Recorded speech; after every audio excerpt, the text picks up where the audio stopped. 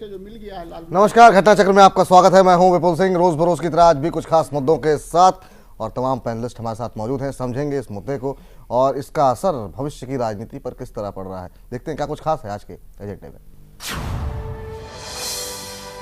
बिहार में सियासी संकट जारी, मांझी को राज्यपाल का झटका, कैबिनेट विस्तार का प्रस्ताव खारिज और वित्त मंत्री अरुण जेटली का ऐलान, स्विस बैंक में खाता रखने वालों की होगी जांच। चलिए, दो खास एजेंडे हैं। पहला मुद्दा है बिहार। बिहार में जिस तरीके से रोज जो है सियासी बदलाव हो रहा है, उसको लेकर के तमाम कयास जो लगाए जा रहे हैं। हमारे साथ तमाम पैनलिस्ट मौजूद हैं। हमारे साथ मौजूद हैं पुष्पेंद्र कुलशेष जी, वरिष्ठ पत्रकार। हमारे साथ उपेंद्र प्रसाद जी हैं, वरिष्ठ पत्रकार। हमारे साथ जेडीयू को रिप्रेजेंट करने के लिए मिथिलेश प्रसाद जी हैं। साथ ही साथ हमारे साथ दिलीप के सिंह मौजूद हैं, ग्रुप एडिटर जैन टीवी के वरिष्ठ पत्रकार। सबसे पहला सवाल, अब जो स्थिति बनी हुई है, जिस तरीके से बर्खास्त किया गया जेडीयू की प्राथमिक सदस्यता से जीतन राम मांझी को, उसके बाद से राज्यपाल ने भी झटका दिया है कैबिनेट प्रस्ताव को लेकर के। अब यहां से बिहार की राजनीति किस तरफ जा रही है?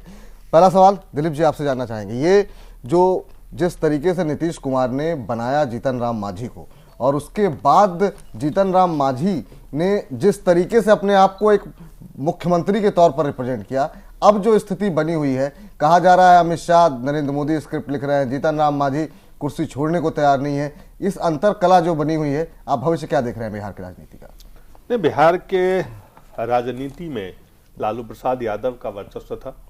उसके बाद नीतीश कुमार भारतीय जनता पार्टी के साथ मिलके उन्होंने अपना वर्चस्व कायम किया, लेकिन वो अकेले नहीं थे।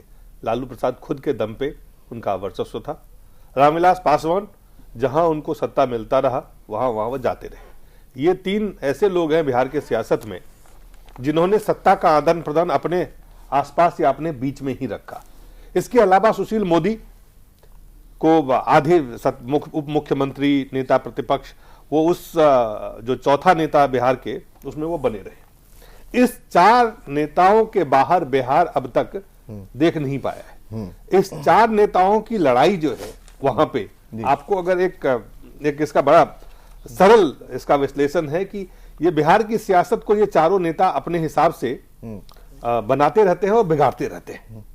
और यही चार नेता क्या इस वक्त भी वहां पे काम कर रहे हैं? मैं कहता हूं ये चार नेता के बाहर भी बिहार अब निकल रहा है। और यहां से दो जो एंट्री है लोकसभा चुनाव के बाद, नरेंद्र मोदी की जो एंट्री हुई है राष्ट्रीय स्तर पे भारतीय जनता पार्टी के लीडरशिप रोल में, और साथ ही साथ जिनको वो अपना एक यस मैन नीतीश कुमार ये सोच के लाए थे कि जिस अति पिछड़ा और महादलित की सियासत को आगे बढ़ाना चाहते थे, महादलित एक व्यक्ति को, पासवान को हटा के उन्होंने मांझी को बनाया था। सोचे थे मांझी उनका नैया पार लगाएगा, तो मांझी अपने नाव को किनारे लगाने में जुट गए।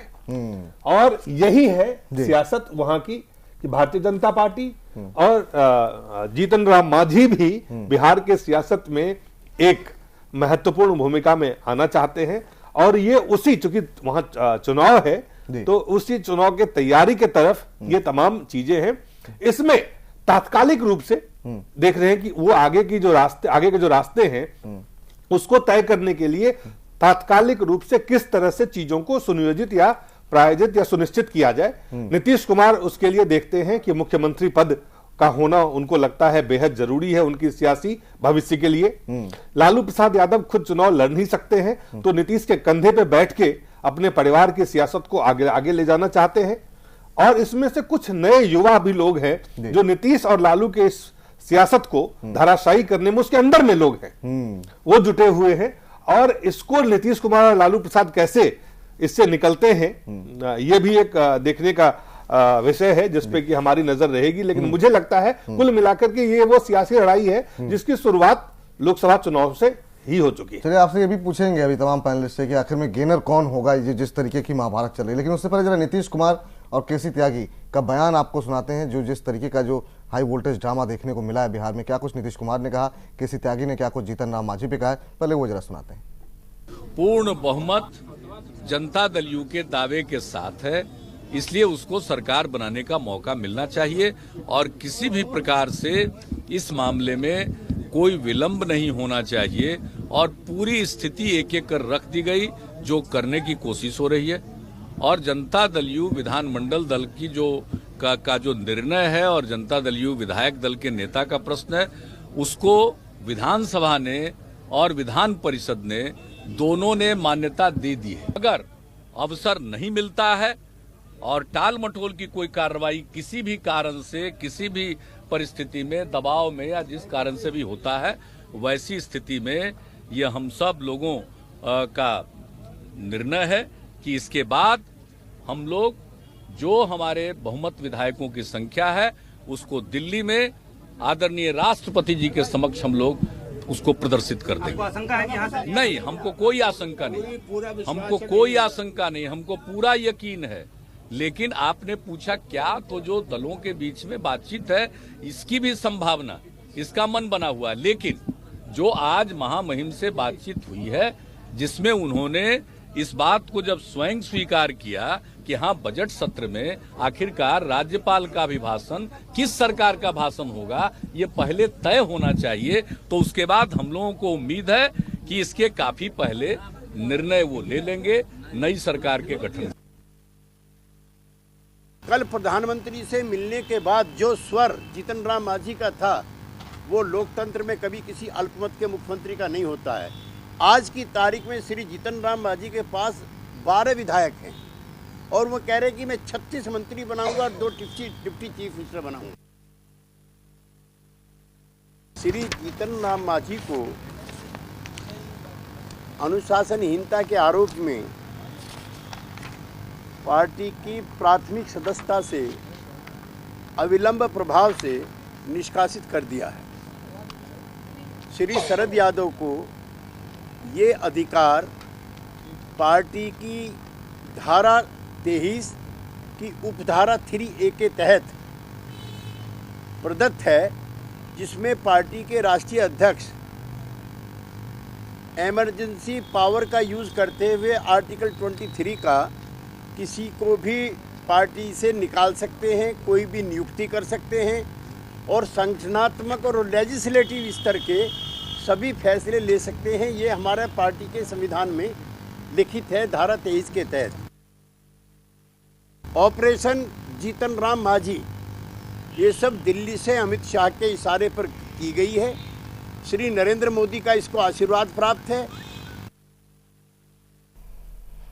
चलिए, तमाम पैनलिस्ट हमारे साथ मौजूद हैं। उपेंद्र जी, आपसे जानना चाहेंगे, अब ये क्या कहेंगे आपकी, जब से बीजेपी से अलग हुए नीतीश कुमार, उनका जो दांव जो भी रहा, वो जो सोच के कर रहे हैं, शायद क्या वो सही दिशा में नहीं जा रहा है? पहले इस्तीफा दिया गया, उसके बाद से उन्होंने ये कोशिश की कि बिहार की सत्ता को भी वो चला सकें, लेकिन जिस तरीके का मांझी का स्टैंड रहा, फिर उन्हें हटाया गया। लोग तो सवाल पूछेंगे कि भाई, अगर आपने त्याग कर दिया था सत्ता से और आपने कहा था हम जिम्मेदारी लेते हुए हट रहे हैं, तो आखिर में इतने कम समय में ही आप दोबारा मुख्यमंत्री क्यों बनने जा रहे हैं?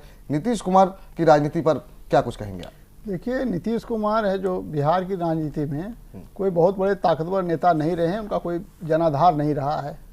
उनकी जो ताकत थी उसका असली पता चल गया था 1995 में उनको। उसके बाद भारतीय जनता पार्टी के साथ जुड़े, प्रत्येक चुनाव वो भारतीय जनता पार्टी की मदद से जीते हैं। उनके पास जो भी सियासी ताकत थी वो भारतीय जनता पार्टी के कारण थी। यानी भारतीय जनता पार्टी की ताकत से उन्होंने बिहार में अपना जो राजनीतिक कद है बहुत ऊंचा कर लिया था, और जिसके कारण है कि जॉर्ज फर्नांडिस, शरद यादव, इन सब लोगों को भी उन्होंने अपने कब्जे में कर लिया था। नीतीश कुमार ही एक ऐसे नेता हैं शायद पूरे देश भर में किसी भी पार्टी में कि बिना किसी पार्टी पद पर रखे हुए पार्टी के सुप्रीमो हैं। पार्टी का न तो अध्यक्ष है, न उपाध्यक्ष है, न महासचिव है, और कभी रहे भी नहीं है। जब से जनता दल का गठन हुआ है तो आप पता कर लीजिए, नीतीश कुमार पार्टी के किसी भी पद पर नहीं रहे हैं, एग्जीक्यूटिव के मेंबर रहे होंगे, लेकिन उसके बावजूद भी पार्टी को अपने कब्जे में उस तरह से रखे हैं जिस तरह से शायद बाल ठाकरे ने रखा होगा शिवसेना को। लेकिन बाल ठाकरे भी अध्यक्ष थे अपनी पार्टी के। तो ये जो उनको ताकत मिली थी वो भारतीय जनता पार्टी द्वारा दी गई ताकत थी। भारतीय जनता पार्टी से जब वो अलग हुए हैं उसके बाद उनकी राजनीति पूरी तरह से डगमगा गई है। उसके कारण है कि वो जब डगमगाने लगे तब उन्होंने मांझी का सहारा लिया। मांझी को उन्होंने कोई बहुत शौक से नहीं बनाया, उसमें उनकी ऐसी राजनीति का स्थिति बिगड़ गई थी, इतना उनके खिलाफ बोला जाता लोकसभा चुनाव में हार के बाद उनसे इतने सारे सवाल पूछे जाते कि उन सवालों से बचने के लिए उन्होंने इस्तीफा दे दिया। लोग इस्तीफा मांगते हुए तो उनसे सवाल करते, इस्तीफा दे दिया और मांझी की उन्होंने सरकार बना दी। उनको लगा कि मांझी हमारे लिए सबसे सुटेबल है, लेकिन उनकी जो ताकत खत्म हो चुकी है इसके कारण, भारतीय जनता पार्टी से अलग होने का अब एक दूसरी ताकत का इस्तेमाल वो कर रहे हैं। उस ताकत का नाम है लालू यादव। अब लालू यादव की ताकत से, और लालू यादव अब को तो लालू यादव का जो पूरा राजनीतिक कैरियर है उसको नीतीश कुमार ने समाप्त कर दिया है। अगर लालू जी जेल गए हैं तो उसके पीछे अगर कोई व्यक्ति सबसे ज्यादा जिम्मेदार है तो नीतीश कुमार हैं। नीतीश कुमार के लोगों ने ही, ललन सिंह वगैरह ने ही तो मुकदमा किया था हाई कोर्ट में, जिसके तहत सीबीआई ने फॉर्डर्स की इंक्वायरी की और उसके बाद वो मुकदमा चला और उसमें जेल गए, फिर सजा हो गई, अभी तक सजा याफ्ता है, वो चुनाव नहीं लड़ सकते। तो आप राजनीति का खेल देखिए कि जिस लालू यादव को जिस व्यक्ति ने पूरी तरह से बर्बाद कर दिया राजनीतिक रूप से, उसकी सबसे बड़ी ताकत अभी लालू यादव बने हुए हैं।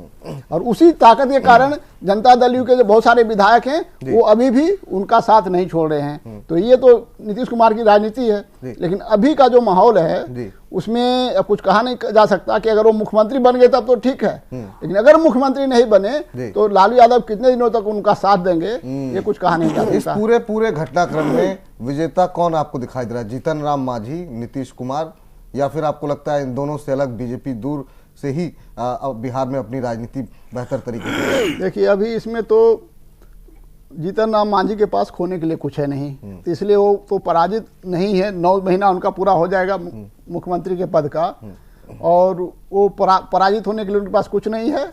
वो वैसे भी अगर बहुत लंबा खींचेंगे तो 6 महीना और मुख्यमंत्री रह सकते हैं। खोने के लिए कुछ नहीं होना, उनके पास खोने के लिए कुछ नहीं है। दूसरा है कि असली जो दाव पर लगा हुआ है नीतीश कुमार का, नीतीश कुमार गेन करेंगे या लूज करेंगे ये अभी इस समय कहना मुश्किल है, क्योंकि आज का जो डेवलपमेंट हुआ है उसमें स्थिति उनके पक्ष में आ रही है। भारतीय जनता पार्टी की जो प्रतिक्रिया है, हमें लगता है कि भारतीय जनता पार्टी भी कुछ खौफ खा गई है नीतीश कुमार से। नीतीश कुमार ने जो आरोप लगाया है कि सब उसके इशारे पर हो रहा है, उसके भारतीय जनता पार्टी जो साफ साफ मांझी के पक्ष में नहीं आ रही है। तो अभी तक तो जो नीतीश कुमार की जो राजनीति है वो अभी सही लाइन पर चल रहे हैं, अभी तक जो उनको झटका नहीं लगा है। और तीसरी बात है भारतीय जनता पार्टी की, तो भारतीय जनता पार्टी को इससे फायदा होने की संभावना है। लेकिन अगर मांझी के साथ भारतीय जनता पार्टी नहीं खड़ी दिखाई पड़ी तो हो सकता है कि भारतीय जनता पार्टी को जो दलितों का सपोर्ट बनने की थोड़ी बहुत संभावना बन रही है वो भी नहीं हो। तो और अगर कोई अलग से पार्टी बना लेते हैं जीतन राम मांझी, या कोई बहुजन समाज पार्टी में ज्वाइन कर लेते हैं, या आम आदमी पार्टी में शामिल हो जाते हैं, या कोई और पार्टी बना लेते हैं, तो भले वो पार्टी विधायकों को नहीं जिता पाए लेकिन वो 15% वोट करीब उसके पास रहेगा। क्योंकि दलितों में जो बहुत बड़ा असर्सन आया, मैं देख रहा हूं कि प्रत्येक जिला में लगभग है जो बड़े बड़े डिमोन्स्ट्रेशन हो रहे हैं जीतन राम मांझी के पक्ष में। और हमें नहीं लगता कि कभी भी कोई मुख्यमंत्री को हटाया गया हो तो इस तरह का डिमोन्स्ट्रेशन कम से कम बिहार में कभी नहीं हुआ है। चलिए पुष्पेंद्र जी, आपसे जानना चाहेंगे, वाकई में लग रहा है जीतन राम मांझी के पास कुछ खोने के लिए है नहीं। नीतीश कुमार के जो दांव थे वो अब देखना ही है वो कितने सही बैठते हैं इस मौजूदा स्थिति में। आप किसको गेनर मान रहे हैं?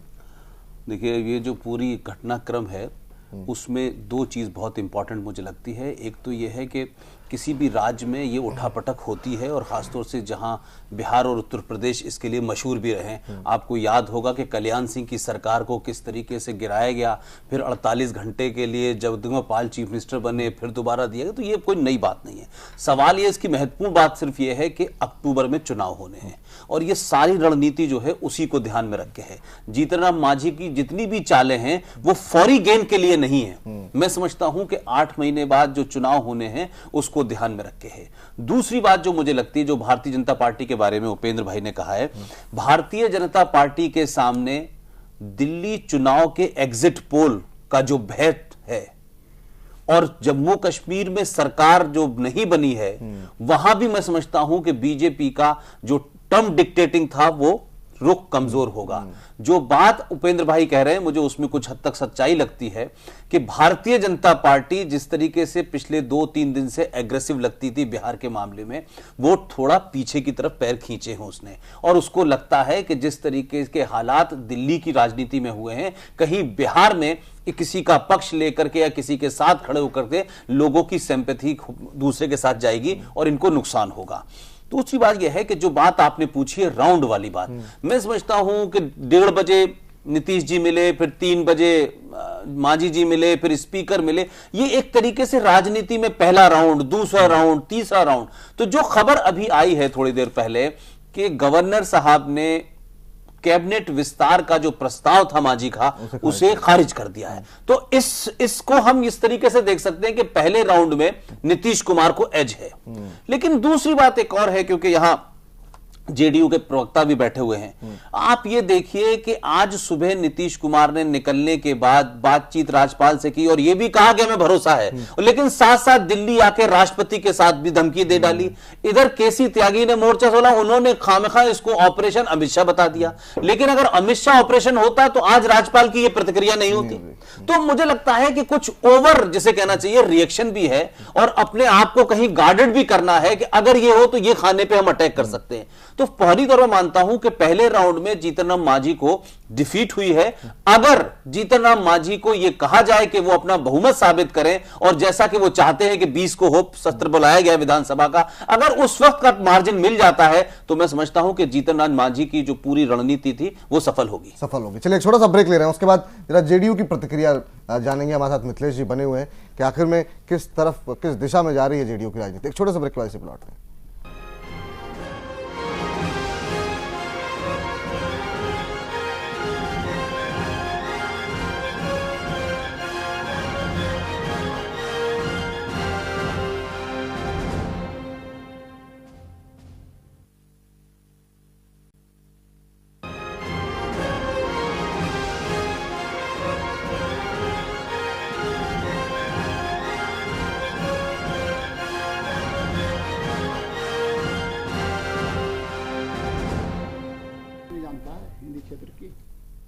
घटना चक्र में ब्रेक के बाद आपका स्वागत है। हम बात कर रहे हैं बिहार की राजनीति की। हमारे साथ तमाम खास मेहमान मौजूद हैं। मिथिलेश जी, आपसे जानना चाहेंगे, बहुत लोग ये सवाल कर रहे हैं कि भाई जीतन राम मांझी को बनाया क्यों, अगर आप वो इतने अयोग्य थे, और अगर बना दिया तो वजह क्या थी जिसकी वजह से उन्हें हटाया गया? क्या नीतीश कुमार जिस तरीके से पब्लिकली मीडिया में लगातार खबरें आ रही हैं एक मुख्यमंत्री के लिए, अब हटाया जाएगा नहीं हटाया जाएगा, लालू जी चाहते हैं हटा दिया जाए, एक मुख्यमंत्री के लिए जब वो बात कहते हैं कि भाई मुझे भी लगा कि मेरे स्वाभिमान की बात है, तो गलत क्या कहा उन्होंने और हटाया क्यों आपने फिर उन्हें? देखिए, जीतन राम मांझी जी बिहार के मुख्यमंत्री बनाए गए और मुख्यमंत्री काल में उन्होंने जो वक्तव्य दिए, कौन सा वक्तव्य? वो वक्तव्य जो था, कौन सा वक्तव्य? सर ये बताइए उन्होंने क्या असंवैधानिक किया, ये बताइए पार्टी के खिलाफ क्या किया? मिथिलेश जी, ऐसे जो बार बार क्या जैसे अनर्गल शब्दों का व्यवहार, बताइए उस समय तो आपके किसी नेता ने उसका बोलने देते हैं। उन्होंने कहा कि जो शब्दों का व्यवहार होना चाहिए ये गरिमापूर्ण होनी चाहिए। शब्दों को बिहार की राजनीति में लालू के साथ गठबंधन करके गरिमापूर्ण भाषा की बात कर रहे हैं आप। पुष्पेंद्र जी, हम मिथिलेश जी से आग्रह करते हैं कि हमारे दर्शक को ये बताएं कि जीतन राम मांझी के किन शब्दों पे आपत्ति है उनको, जिसकी वजह से हटाना पड़ गया, मुख्यमंत्री के पद से हटाया जा रहा है जी। जो शब्द का व्यवहार किया खास करके फॉरवर्ड क्लासेज वर्ग के लिए कि इन लोग जो है आर्जन लोग हैं या इस तरीका का, तो लालू प्रसाद आर्जन लोग हैं और लिखा हुआ है। दूसरी बात एक इस तरीका का वक्तव्य कहीं ना कहीं थोड़ा लोगों को कोई और भी बहुत सारी बातें हैं। मिथिलेश जी, आप जो बहुत सारी बातें वो बता दीजिए आप जरा खुल के, कोई भी प्रवक्ता जेडीयू के ये बोलने के लिए तैयार नहीं है, इसलिए निवेदन कर रहा हूं कि कम से कम आज जो है खास करके जो जिस उद्देश्य से उनको लाया गया, किस उद्देश्य से लाए थे? नेता हमारे मुख्यमंत्री बिहार के नीतीश जी की कार्यक्रम को जो आगे सुचारू ढंग से चलाएंगे, क्या वो चला पा रहे थे? कौन सी योजना बताइए। 3 डिसमल दे रहे थे, इन्होंने 5 डिसमल जमीन देना शुरू कर दिया। उन्होंने जो देखिए सभी तो बतला रहे कि हमने क्या क्या किया। मिथिलेश जी आप दिखा नहीं पा रहे, देखिए कह रहे हैं खींचना अपने ढंग का। आप ये कह रहे हैं कि आप ये कह रहे हैं करके, नहीं एक सेकंड मिथिलेश जी, हमने आप PG ये तक कह रहे लड़कियों हैं की कि शिक्षा उनकी मुफ्त कर अनर्गल दी। बातों के कारण आप हटा रहे हैं, फिर बोलते हैं आप बीजेपी स्क्रिप्ट लिख रही है। दोनों में क्या सी चीज है? बीजेपी की बहकावे के बाद उन्होंने इस तरह के बयान दिए। जो बहकावा उनका जो चल रहा था, उनने अंदर अंदर जो 60 गांठ बनाए जी, तो आप आज ये उसके चलते जो है आज ये ये जब आप स्थिति कहते पैदा हैं हुई। 60 गांठ बनाए, नीतीश कुमार जी अपने सबसे विश्वास पात्र जिनको वो कहते हैं, उनको कहते हैं हमारे ये महादलित है, इनको हमें आगे ले जाना है। महादलित नहीं, की इस शब्द बातें का नहीं, इजाद- इस शब्द को इजाद भी नीतीश ने आप किया। जवाब दीजिए। दिलीप जी, पहले एक बात सुनिए। पहले जवाब दीजिए, आप महादलित सुनिए। ये जो महादलित पासवान को हटा के नीतीश कुमार ने बनाया और उसके बाद अब वाहवाही लूट रहे थे, जब उन्होंने काम करना शुरू किया आप उसको हटा रहे हैं। नहीं, महादलित का आप जो ये है देख- गठन बिहार में या हुआ। आपको पहले महादलित आयोग का गठन हुआ और महादलित को मुख्यमंत्री बनाने का काम जनता दल यूनाइटेड उनको परिवार बना ने दिया तो हटा क्यों रहे हैं आप? और इससे बढ़कर और क्या हो सकता है? तो लेकिन हटा- ये हटा- एहसान हटा- आपको हटा- नहीं लगता? हटा- आपस से लिया तो थी। रबर और आतंक क्यों शैली बनाना चाह रहे हैं? कहीं न कहीं भाजपा से इनका ओत प्रोत चल रहा नहीं, था। जब आप भाजपा के साथ 17 साल तो वहां पे आज बैठे कोई भी रहे, आदमी, नहीं कोई भी आप 17 व्यक्ति- साल आप कह रहे हैं भाजपा के साथ, आप कारण बता नहीं रहे हैं। कारण तो आपको बता रहे हैं क्या कारण बता आज रहे हैं? प्रायोजित कार्यक्रम जो है आप क्या भारतीय कारण जनता बता रहे पार्टी हैं? के आज कारण वो बताइए। नेता बन गए। कारण बताइए। आपके घर कारण। में खाना बना है कि नहीं बना है, इसके लिए भी अमित शाह जिम्मेदार है। क्या बना है वो भी जिम्मेदार है, नहीं, स्वाद नहीं, कैसे वो भी शादी जिम्मेदार है। से अजीबोगरीब बातें कर रहे हैं आप। विधानमंडल का नेता आप नहीं बता नहीं बनता। रहे हैं। इसके लिए अमित शाह जिम्मेदार है। जिस टाइप से मोदी जी से इनका तालमेल बना, ओफो, कब हुआ? कब पहली हुआ? बार कल- मिले कल तो पहली बार मुलाकात पहली हुई। बार मिले। पहली बार नहीं, उसके पहले भी मिले। उसके लेकिन पहले मिथिलेश मीटिंग जी- में, उसके पहले बैठक में मैं आज नहीं था मिथिलेश जी, लेकिन वो आपके व्यक्तिगत रूप से नेताओं कल ने मिलने आए हैं। तो आपके नेताओं ने तो अब तक बगैर एक ही किसी बार मिले हैं पुष्टि मोदी जी किए से। मोदी के ऑपरेशन की बात कह दी, मोदी के यहां से चल रहा है, मोदी की भाषा बोली जा रही है। और आज लालू ने और नीतीश ने निकलने के बाद राजपाल से जिस तरीके का टर्म डिक्टेट किया कि 48 घंटे में आप बुलाइए, लालू कह रहे हैं फोन करिए उनको बुलाइए। ये कौन सी भाषा है? आप संवैधानिक पद पर बैठे हुए आदमी के बारे में कह रहे हैं, बगैर किसी जाने हुए आप कह रहे हैं कि साहब वहां से ऑपरेशन चल रहा है। जब आप कहने क्या चाहते हैं? 130 का उन्होंने देखिए अपना आंकड़ा मुझे पेश लगता कर दिया। है विधानसभा में। मिथिलेश जी इस बात का जवाब नहीं दे पाते हैं, नहीं दे सकते नहीं, हैं देखिए, और नहीं देंगे, क्योंकि नीतीश कुमार की सत्ता ललुपता। नहीं, ऐसी बातें नहीं है। सत्ता सत्ता लोलुपता अगर लोलुपता होता नीतीश तो कुमार कुर्सी की नहीं सत्ता- छोड़ते। सत्ता वो लोलुपता कुर्सी की बात छोड़ने होती की मजबूरी तो थी। आज ही तो नहीं कुर्सी छोड़ते। छोड़ी तो और छोड़ एक देते। दलित कि- परिवार पकड़ को किस ले रहे हैं? अरे आप सम्मानित 6 करने का महीने काम और नहीं भी बर्दाश्त कर सकते अरे हैं। किसी और महादलित को बनाते हैं उनकी नहीं, जगह। अपमानित करने आप का काम अपमानित नहीं। करने का काम कर रहे हैं। अगर लीक से नहीं, गाड़ी दिलीप, कारण दिलीप, कोई दिलीप, गाड़ी से गाड़ी दिलीप अगर को हटाकर नहीं, किसी नहीं, राम को जाता बना है, देते नहीं, हैं, सही समय राम को सही बना बात देते हैं। पलट जाती है। मिथिलेश जी, खुद ही क्यों बना मिथिलेश ट्रैक जी, से उनकी गाड़ी जो है मिथिलेश जी सुनिए, उपेंद्र जी कह रहे हैं, उपेंद्र जी का बड़ा वैलिड पॉइंट है।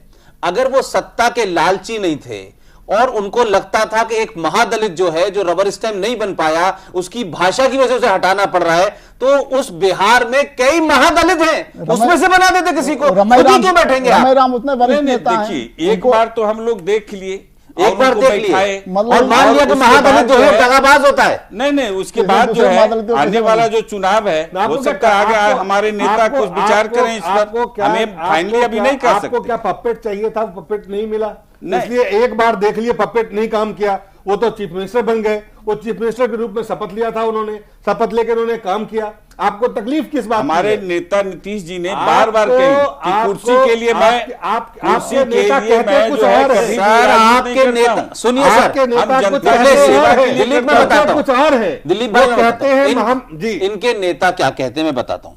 इनके नेता ने नैतिकता नाम का एक शब्द इजाद किया है। वो 1999 में ट्रेन एक्सीडेंट हुआ, नैतिकता के आधार पे आपने इस्तीफा दे दिया।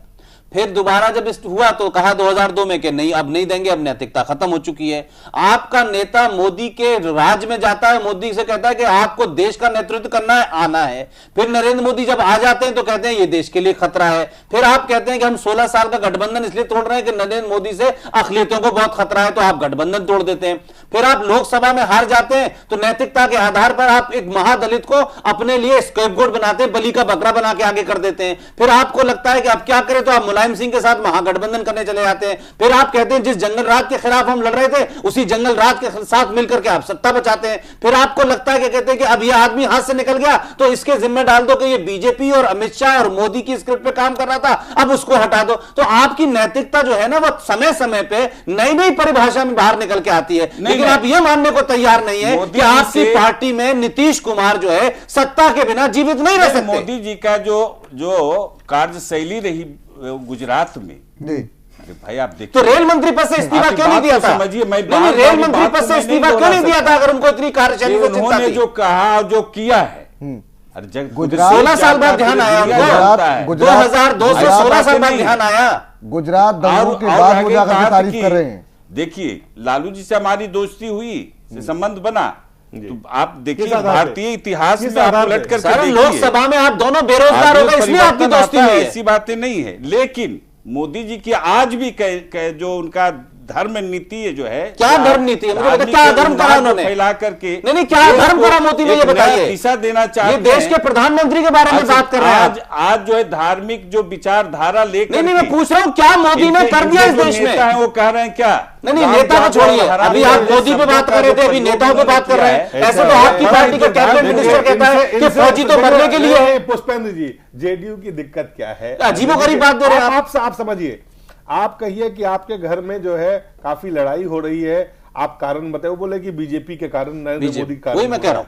वो कहेंगे कि आपके पार्टी में नीतीश जी नेता बन रहे हैं, वो बोले नरेंद्र मोदी के कारण हो रहा है। आपके पार्टी में चुनाव जीत गए हैं तो नरेंद्र मोदी के कारण, हार गए हैं तो इनके लिए नरेंद्र मोदी जो है और भारतीय जनता पार्टी वो संजीवनी है इनके लिए, इनको। लेकिन जो सवाल है कि वहां के दलितों को इन्होंने इस्तेमाल किया सियासी तौर से, और इन्होंने पहले रामविलास पासवान को भी इस्तेमाल किया, उसके बाद जीतन राम मांझी। वहां पे दलितों की सियासत अभी तक बिहार में संपूर्ण रूप से, अगर जिस तरह से पिछड़ों में है, उस तरह की दलितों का नेतृत्व तो अभी तक उभर के नहीं आया है। जीतन राम मांझी उसका चेहरा थे, उस चीज को आगे करना चाहते थे सियासी तौर पे।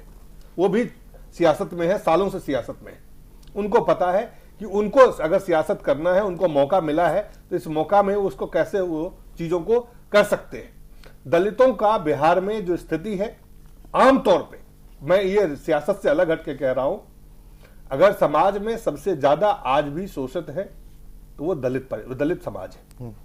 बिहार में उनका वोट लेने का काम कांग्रेस ने भी किया है, आरजेडी ने भी किया है, जेडीयू ने भी किया है, लेकिन दलितों के लिए वहां ना तो पॉलिटिकल एम्पावरमेंट हुआ है। दलित कुछ एक जैसे रामविलास पासवान की वजह से कुछ पासवान में कुछ काम उसमें हुआ है, विशेष वर्ग में, उसको हटा के उन्होंने महादलित बनाया।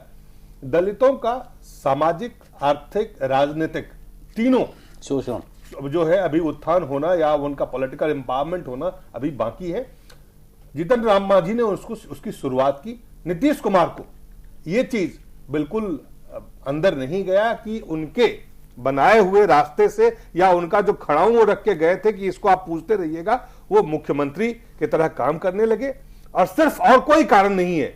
उन्होंने दलितों को, अगर उपेंद्र जी जानते हैं कि लालू प्रसाद यादव और कहा जब वो मुख्यमंत्री बने थे और मंडल कमीशन के बाद लालू प्रसाद यादव ने और कुछ दिया हो या नहीं दिया हो, ये बाय डिफॉल्ट हो या बाय डिजाइन हो, लेकिन जो सामाजिक विषमता थे जो बिहार में जिस तरह का था, उसमें लालू एक आवाज बन के खड़ा हुआ। वही काम इस वक्त जीतन राम मांझी कर रहे थे, जो न लालू यादव को न नीतीश कुमार को। और मैं आपको बताता हूं, ये उस बिहार में ज्यादातर राजनेता ऐसे हैं जिनको वो अपने फायदे के लिए तो जीतन राम मांझी को समर्थन करेंगे, लेकिन इस आइडिया को जो जीतन राम मांझी जिसको बढ़ा रहे थे, उसको पसंद सियासी तौर पे नहीं करेंगे। ये उपेंद्र जी जानते हैं इस बात। दिलीप जी, महादलित को उठाने के लिए हमारे उठाने के लिए नहीं, आपने गलत इस्तेमाल किया। मैंने हमारे नेता जो है महादलित को उठाने के लिए महादलित आयोग का गठन किया, और पूरे देश में आज जो बिहार में महादलितों के लिए जो कार्य किए शायद ही किसी प्रदेश में किसी नेता ने आज बिहार में महादलित सिर्फ आज महादलित का जो चेहरा आज किसी पार्टी ने, चाहे भारतीय जनता पार्टी हो या कांग्रेस पार्टी हो, उसने कभी भी किसी मुख्यमंत्री बनाने का काम नहीं किया। महादलित के विकास के लिए नीतीश जी ने अपनी कुर्सी छोड़ करके एक महादलित को स्थापना किया। कोई भी सामाजिक न्याय के लिए उस कुर्सी को सम्मान देने की जरूरत है, और उसका सामंतवादी सोच का आदमी कर सकता है। नीतीश कुमार और शरद यादव की जो सोच है, वो जिस तरह की सामंतवादी सोच है, वो दलितों को सम्मानित करने वाला बयान नहीं था शरद यादव का। शरद यादव दावा कर भले कर ले कि वो सामाजिक न्याय की लड़ाई लड़ रहे हैं, लेकिन उनका काम, उनका उस दिन का बयान मांझी पे है, वो बिल्कुल उसके विरोध में है। और ये जो महादलित का जो इस्तेमाल किया, दलित महादलित का, ये अनुसूचित जाति के लोगों में फूट डालने के लिए किया नीतीश कुमार ने। देखिए, मैं सही बता रहा हूं, आप एक बात समझिए, उसमें एससी आज जो है महादलित, वो महादलित में है, समाज का सबसे पिछड़ा है, दलित शब्द ही काफी है, छोर पर खड़ा है, उस महादलित वो असंवैधानिक काम है, दलित महादलित। लेकिन चलिए बिहार में विकास उठाने के लिए हमने मुख्यमंत्री क्या करेंगे नीतीश कुमार, अब क्या करेंगे नीतीश जी? तो आप साहब ने सुन ही रहे हैं कि अब जो है वो परेड करवा दिए हैं राज्यपाल के सामने। दिल्ली में जाके सियासत अगर मान जाए कि वो नहीं मानते हैं तो राष्ट्रपति जी के सामने हम लोग परेड करेंगे जी, अपने जो ताकत नहीं, लेकिन विधानसभा के अंदर जो कि बोमई केस के मुताबिक ये तय हो चुका, सुप्रीम कोर्ट का फैसला आ गया कि राजभवन के अंदर परेड कभी नहीं होती है, और अब जो भी कुछ ध्यान है विधानसभा में आपको दिखा, तो वहां न बच करके आप राज्यपाल के यहाँ लेके चले गए 130 लोगों को, जबकि आप ही ने विरोध किया था एक जमाने जब मामला दिल्ली का हुआ था, तब आप कहते थे ये गलत है। आज आपके पक्ष में तो 130 लोगों को आप लेके वहां गए और उसके बाद आप दिल्ली आ रहे हैं, आप सत्र में जाने के लिए तैयार क्यों नहीं है? वहां नहीं जा पाए, राज्यपाल ने मना कर दिया जो, लेकिन बाहर तक तो लेके गए ना, तो राज्यपाल ने मना कर दिया, 20 तक इंतजार करना नहीं चाह रहे, राज्यपाल ने कह दिया कि हम इंतजार क्यों करूं? नहीं, लेकिन आप राज्यपाल को टर्म डिक्टेट करेंगे कि 48 घंटे में बुलाइए, लालू प्रसाद कहेंगे फोन करिए, मुख्यमंत्री पद की शपथ दिलाइए, समय दीजिए। नहीं, समय राज्यपाल देंगे ना। अल्पमत में आपके हमारे मुख्यमंत्री हैं, अब अल्पमत में है, अभी मुख्यमंत्री नहीं है। अभी देखिए, एक तो ये गलत आप प्रचारित कर रहे हैं, मुख्यमंत्री हैं, मुख्यमंत्री की एक ही वैकेंसी है जिसपे नितिन मांझी जी बैठे हुए हैं, जब तक वो हटते नहीं है तब तक मुख्यमंत्री कोई नहीं है। आप अपने घर में सबको मुख्यमंत्री बना लीजिए, उसका क्या मतलब है? मुख्यमंत्री कौन होता है? जो बहुमत दल का नेता। नहीं, जिसको शपथ दिलाई जाती है, जिसको बात पहले तो मुख्यमंत्री है वो हटे। एक चीज मुझे समझाइए कि मतलब ये जो घटनाक्रम हुआ, इससे आपको लगता है कि जो परिवारवाद की राजनीति चली आ रही है, चाहे वो लालू की पार्टी हो, चाहे वो मुलायम की पार्टी हो, लोग किसी दूसरे को मौका देते नहीं, कहीं ऐसा ना हो कि हमें साइडलाइन कर दिया जाए। जीतन राम मांझी के केस में भी जिस तरीके से जीतन राम मांझी ने अपना एक स्टैंड लिया, नीतीश कुमार की सत्ता कहीं ना कहीं हिलने लगी। क्या आपको लगता है इससे लोग बाकी आने वाले समय में कई पार्टियां दूसरी पार्टी, अपनी पार्टी के दूसरे लोगों को मौका नहीं देंगी, जो खासतौर से क्षेत्रीय पार्टियां? ये देखिए, जो क्षेत्रीय पार्टियां जो उभरी है पिछले 2.5 दशक में, जो सामाजिक न्याय, ओबीसी या पोस्ट मंडल या मंडल पॉलिटिक्स के नाम पर जो राजनीति उभरी है, उस राजनीति ने एक एरिस्टोक्रेट क्लास को पैदा किया है। उसमें एक अभिजात परिवार हैं और ये आपस में एक दूसरे के साथ मिले हुए हैं।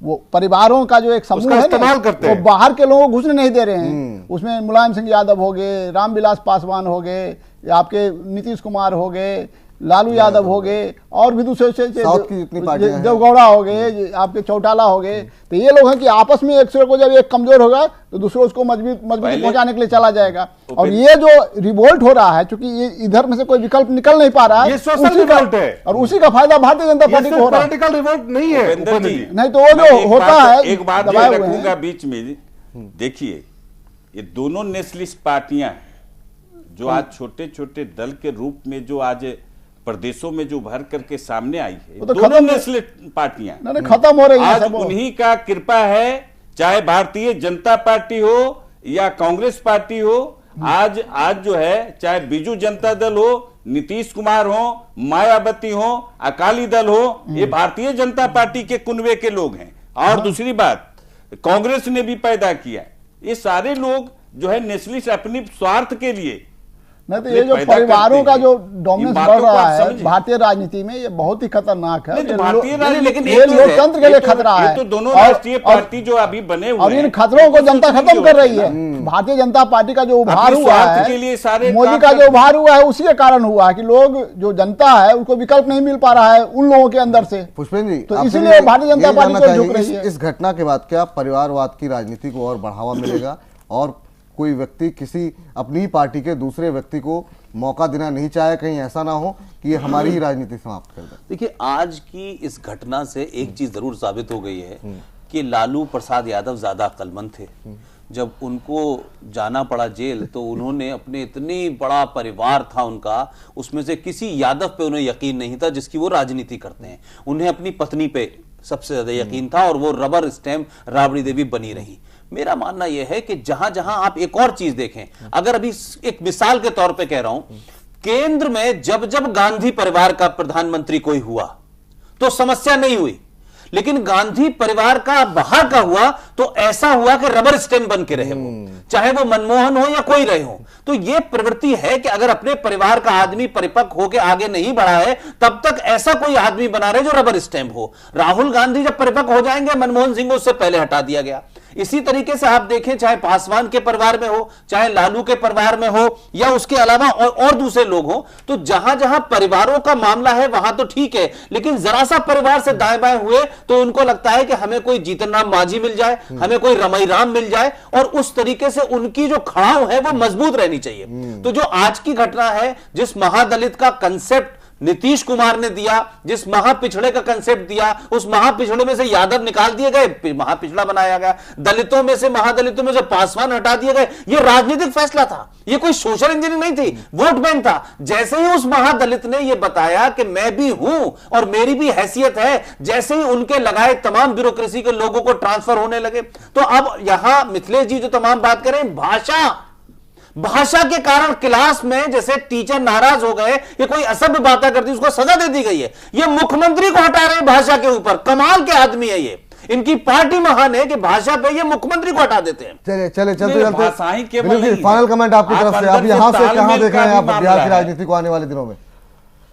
फाइनल कमेंट आपकी तरफ से दिलीप जी, आपकी तरफ से फाइनल कमेंट, उसके बाद हम दूसरे विषय पर जाएंगे। अब यहां से बिहार की राजनीति में आगे आगे कैसे जो कुछ देखिए फ्लोर पे जाके ये तय होना है, फ्लोर पे टेस्ट करवाएंगे और उसमें जीतन राम मांझी आपको लगता है साबित कर पाएंगे बहुमत अपना, अगर जिस तरह वो दावा कर रहे हैं? अभी जो संख्या बल है उसमें भारतीय जनता पार्टी और मांझी के साथ जो अभी लोग हैं और जो संख्या नीतीश जी के पास है 234 में से अभी 43 नहीं, अभी जो कुल अभी जहां 233 में से 130 जो है वो नीतीश जी के पक्ष में, और ये संख्या अगर एक बाकी जो बचता है, अगर आप देखें तो 103 बचता है उपेंद्र जी, तो उसमें किसी भी तरह से अगर बीजेपी भारतीय जनता पार्टी पूरी तरह से जीतन राम मांझी के पक्ष में भी जाए, उनके समर्थन में भी वोट करे, तब भी उनका जो नैया है वो किनारे नहीं लगेगा मांझी जी का जो है। लेकिन अगर फ्लोर पे जैसा जीतन राम मांझी कह रहे हैं कि वहां पे सीक्रेट बैलेट के जरिए वहां पे वोट हो, अगर ये होता है तो क्या वाकई जेडीयू में रिवोल्ट अंदर खाने में है, ये एक बात है। लेकिन आप दूसरी तरफ देखिए कि जिस तरह से आरजेडी के सांसद पप्पू यादव ने जीतन राम मांझी को खुले रूप से समर्थन किया है, और पप्पू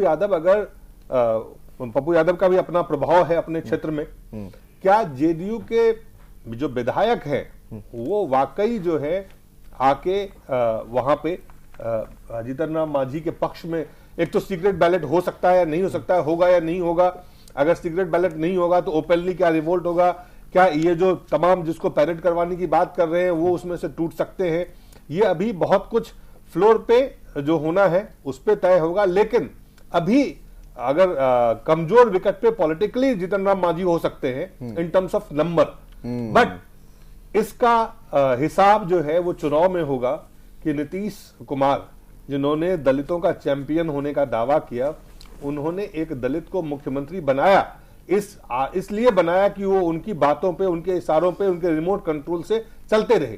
जैसे उन्होंने रिमोट कंट्रोल से चलना मना किया, उनको उन्होंने इजेक्ट बटन दबा के बाहर किया, बाहर नहीं, इसमें बेइज्जत किया जा रहा है, जिसका खामियाजा किस तरह का उठाना पड़ेगा, किस तरह से। इसमें एक और डेवलपमेंट हुआ है आज जी, जनता दल यू के एक विधायक हैं राजीव रंजन, इस्लामपुर से हैं, मांझी के कैंप में, उन्होंने कहा है कि आरजेडी के 12 विधायक हमारे साथ आने को तैयार हैं।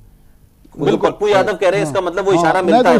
उसमें जो 2 विधायक हैं, एक राघवेंद्र प्रताप सिंह है, वो तो पिछले 3-4 दिन से खुलेआम कर रहे हैं, उसके जो कम से कम 3 विधायक हैं वो खुलकर बोल रहे हैं कि हमें मांझी के साथ आना चाहिए, वो खुलकर बोल रहे हैं। हालांकि ये तीनों विधायक आज लालू यादव के घर पर थे, लेकिन घर पर होना न होना मतलब नहीं रखता। अगर पप्पू यादव पटना चले गए तो एक संभावना ये भी है कि आरजेडी में भी स्प्लिट हो जाए। कांग्रेस के जो 5 विधायक हैं जो अभी उसमें भी कुछ स्प्लिट करके मंत्री बनाने के लोभ से उसमें भी हो सकता है 2 या 3 को अपने पाले में एक खींच लें। तो अभी है कि लड़ाई चुनाव जीतने का और हारने का डर भी जो है बहुत बड़ा कारण है, कौन किसके साथ। लेकिन अभी संख्या बल जो है फिलहाल नीतीश कुमार वो नीतीश के साथ, वो बीजेपी की पॉलिटिक्स पर निर्भर करती है। फिलहाल एक छोटे से ब्रेक के लिए रुक रहे हैं और ब्रेक से वापस आएंगे तो बात करेंगे काले धन के मुद्दे को लेकर के, क्या कुछ कहा गया है वित्त मंत्री की तरफ से, कुछ लोगों के खिलाफ और मामला दर्ज हुआ है, बात करते हैं इसी पर एक छोटे से ब्रेक के बाद।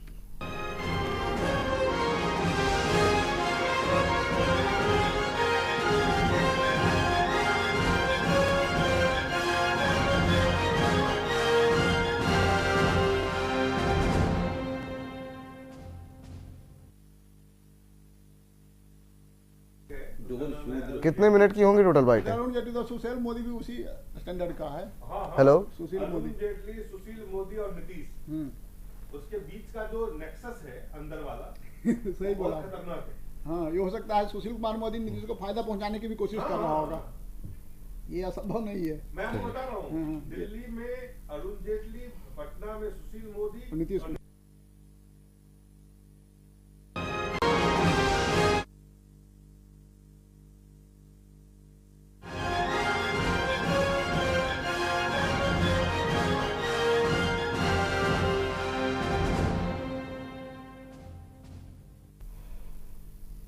घटना चक्र में ब्रेक के बाद आपका स्वागत है। तमाम पैनलिस्ट हमारे साथ बने हुए हैं और आज के दूसरे मुद्दे की बात करते हैं। आज काले धन को लेकर के जो पुरानी लिस्ट थी उसमें से 60 और लोगों के खिलाफ मामला दर्ज किया गया है। पहले क्या कुछ कहा है वित्त मंत्री ने जब ये इसको लेकर के, उसके बाद हम वो आपको सुनाते हैं, उसके बाद इस चर्चा को आगे बढ़ाते हैं। हम लोगों ने जो कार्रवाई शुरू की वो 2014 में की, मई 2014 के बाद, तो इसलिए पेनल्टी और प्रोसिक्यूशन एक तरीका है अकाउंट होल्डर्स से को सजा दिलवाने का और उनसे अमाउंट लेने का, वो कार्रवाई चल रही है। जो डिटेल्स आई हैं इसमें अधिकतर नाम वही हैं जो भारत सरकार के पास या रेवेन्यू विभाग के पास पहले से है। सवाल नामों का नहीं है, नामों के साथ साथ उन नामों के अकाउंट्स की एविडेंस, और evidence in addition to the stolen data चाहिए ताकि पुख्ता केस बन पाए। केवल नाम है उससे पर्याप्त कार्रवाई अदालत में नहीं हो पाएगी। उस नाम के संबंध में जो एविडेंस है वो ऑथेंटिक हो तो कार्रवाई तब हो पाती है और तभी सफल होगी। पेनल्टी और प्रोसिक्यूशन एक तरीका है अकाउंट होल्डर्स से को सजा दिलवाने का और उनसे अमाउंट लेने का, वो कार्रवाई चल रही है। इसमें अधिकतर नाम वही हैं जो भारत सरकार के पास या रेवेन्यू विभाग के पास पहले से है। सवाल नामों का नहीं है, नामों के साथ साथ उन नामों के अकाउंट्स की एविडेंस, और evidence in addition to the stolen data चाहिए ताकि पुख्ता केस बन पाए। केवल नाम है उससे पर्याप्त कार्रवाई अदालत में नहीं हो पाएगी। आइडेंटिफाई करने के बाद लगभग 350 अकाउंट्स होल्डर्स ऐसे हैं जिनकी असेसमेंट पूरी हो चुकी है। पेनल्टी की कार्रवाई शुरू हो गई और 31 मार्च तक ये सब एसआईटी के ज्यूरिसडिक्शन के तहत जो सुप्रीम कोर्ट ने बनाई थी, जिसमें सुप्रीम कोर्ट के 2 रिटायर्ड जजेस हैं, ये रेवेन्यू विभाग कर रहा है। 350 के करीब की असेसमेंट पूरी हो चुकी है। बाकियों की असेसमेंट जो है वो 31 मार्च 2015 तक पूरी हो जाएगी। चलिए, तमाम खास मेहमान हमारे साथ लगातार बने हुए हैं। दिलीप जी, पहला सवाल आपसे ही, अभी भी इस पूरे काले धन को लेकर के कोई कंक्रीट जवाब जो है आता हुआ दिखाई नहीं दे रहा है। 60 नए मामले भी और दर्ज किए गए। ये पुरानी लिस्ट ही है जो कि मीडिया के जरिए आई थी, तमाम अखबारों के जरिए ये लिस्ट आई है और उसी में से 60 मामले और दर्ज किए गए। अभी तक ये पता नहीं है कि आखिर में इसमें क्या कुछ चल रहा है, जिस अकाउंट में पैसे होंगे, क्या इतने लंबे समय तक कोई व्यक्ति क्या इंतजार करेगा कि हाँ हमारे पैसे पड़े हुए हैं, आप हमको दंड दीजिए। कैसे काम चल रहा है? आपको लगता है ये पैसे कभी वापस आ भी पाएंगे? देखिए, जो इसका एक महत्वपूर्ण, जो सबसे अहम बात यह है कि एसआईटी का गठन सुप्रीम कोर्ट के निगरानी में है और एसआईटी काम कर रही है। एसआईटी के साथ साथ सरकार के तरफ से, खास करके प्रधानमंत्री खुद नरेंद्र मोदी ने लगातार पूरे चुनाव प्रचार के दौरान उन्होंने इस बात के दावे किए थे कि वो काले धन को लेके आएंगे। लेकिन काले धन पे जो अभी कुछ हाल में सरकार बनने के बाद जो कुछ सरकार की तरफ से बयान आए, पहले वित्त मंत्री अरुण जेटली के भी जो बयान आए, उससे एक मैसेज ये गया कि काला धन लाना जो है वो संभव नहीं हो रहा है। लेकिन इसके बाद इस बात को दोहराया गया कि नहीं, काला धन लाने के लिए सरकार प्रतिबद्ध है और सरकार इसको लाने की कोशिश करेगी। ये काला धन और ये जो स्विस बैंक अकाउंट में जिन खातों के खुलासे हुए, ये कौन से खाते हैं, क्या इसमें भी काले धन है, ये तमाम मामला जो है वो जांच का है। और मुझे लगता है कि भारत में व्यक्तिगत तौर पे एक पत्रकार की हैसियत से मैं ये कह सकता हूं कि जिन लोगों के पास देश में पैसा है, उनके रसूख है पैसा का, और वो इसका इस्तेमाल करते रहे, और वो इसका इस्तेमाल करते हैं बचने के लिए। और अभी तक मुझे लगता है कि अब सरकार के चीजों के बाहर भी सुप्रीम कोर्ट की निगरानी में ये चीजें हो रही है, तो कितना पैसा आ पाएगा, ला पाएंगे हम, ये नहीं कह सकते। लेकिन इस पे काम जो है वो जारी है।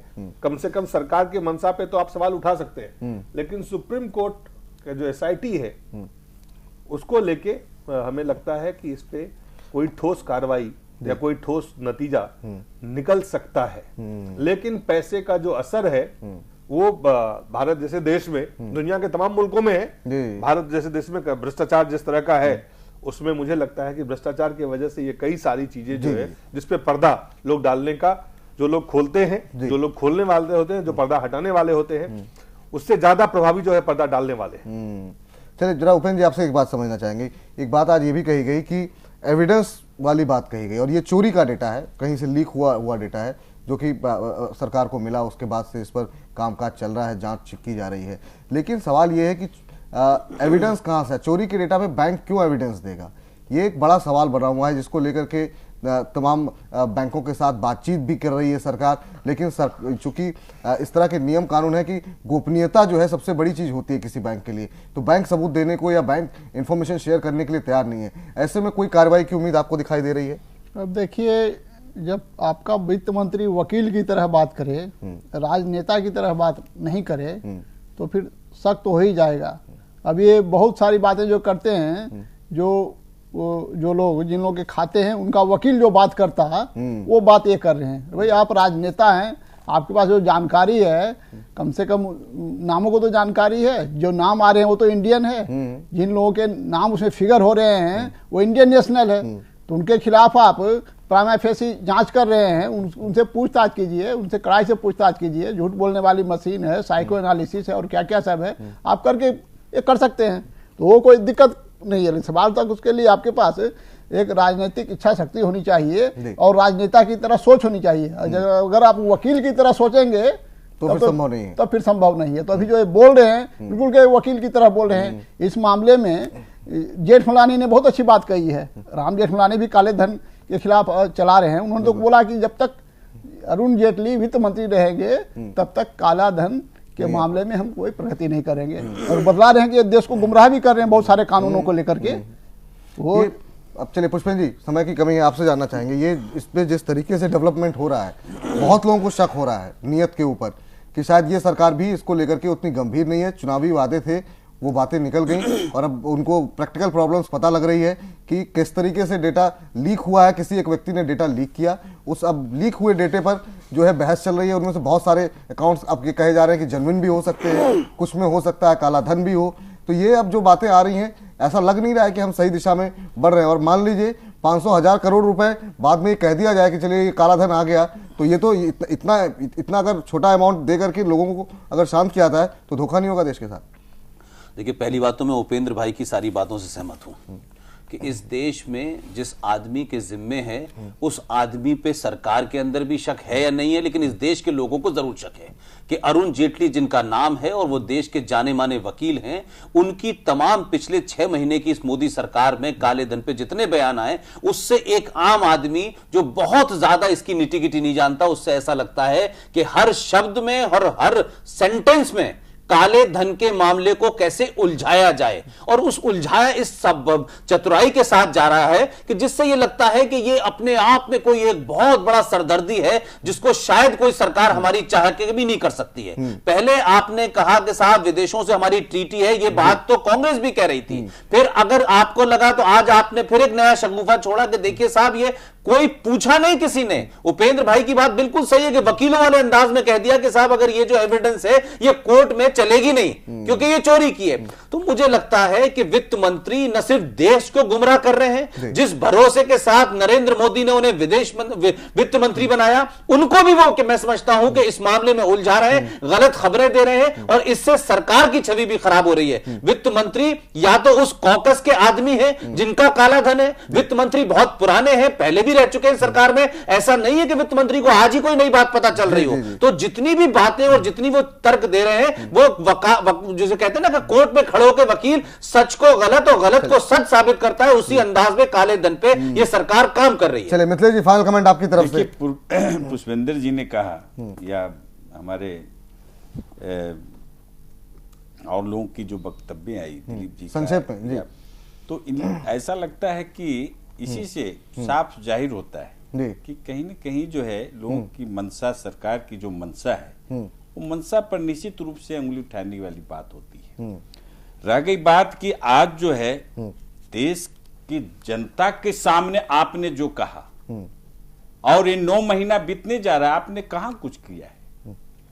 एसआईटी का गठन से लेकर के अब तक के एक झुंझुना थमा करके आप जनता को पुनः एक बार दिग्भ्रमित करने वाला काम कर रहे हैं। दूसरी बात कि आज देश के अंदर में अरे भाई आप विदेश की बात क्यों कर रहे हैं? देश में इतना काला धन है उसको तो निकालने का प्रयास करिए एक बार। बिल्कुल बिल्कुल पुष्पेंद्र मैं तो मिथिलेश जी से कह रहा हूं कि मिथिलेश जी वित्त मंत्री से तो पूछ रहे हैं कि जितना धन है उतना काम नहीं किया। मैं तो कह रहा हूं मांझी ने तो इनसे ज्यादा काम किया, तब भी आप हटा रहे हैं उनको। चलिए बहुत बहुत शुक्रिया पुष्पेंद्र जी इस चर्चा में शामिल होने के लिए। दिलीप जी आपका भी बहुत बहुत शुक्रिया, उपेंद्र जी आपका बहुत बहुत धन्यवाद, मिथिलेश जी आप कार्यक्रम में जुड़े आपका भी बहुत बहुत शुक्रिया। फिलहाल घटना चक्र को यही समेटते हैं। तमाम बड़ी खबरों के लिए आप देखते रहिए जैन टीवी। नमस्कार। और कल सुबह 7 बजे से लगातार क्या है दिल्ली में किसकी बनेगी सरकार, इस पर सुबह 7 बजे से लगातार हमारी खास पेशकश जारी रहेगी। दिन भर बने रहिए जैन टीवी के साथ। तमाम पैनलिस्ट होंगे, तमाम पत्रकार होंगे, तमाम नेतागण हमारे साथ होंगे। सबसे सटीक एनालिसिस जैन टीवी पे। फिलहाल के लिए नमस्कार।